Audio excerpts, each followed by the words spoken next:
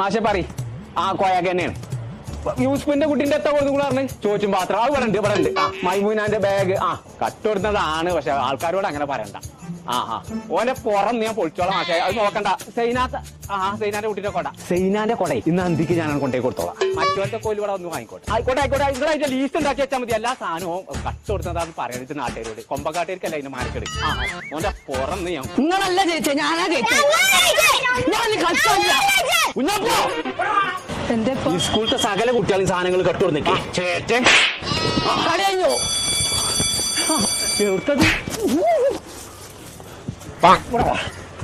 സകല കുട്ടികൾക്ക് കട്ടുകൊടുന്നേ ഏരപ്പേ എന്റെ സ്കൂളത്തെ സകല കുട്ടികൾ സ്കൂൾ തുറന്നപ്പോ യാറാ ഹൈപ്പർ കടയെന്നോ ഫുള്ള് വാങ്ങി കൊടുക്കണേ നിങ്ങളോട് ഞാൻ വാങ്ങി തരാൻ പറഞ്ഞു വാങ്ങിയെന്നോ പിസ്ക തണ്ടായിട്ട് നടക്കല്ലേ പിസ്കന്റെ വാപ്പ ആന്നെ പറഞ്ഞ കൊമ്പക്കാട് പോയി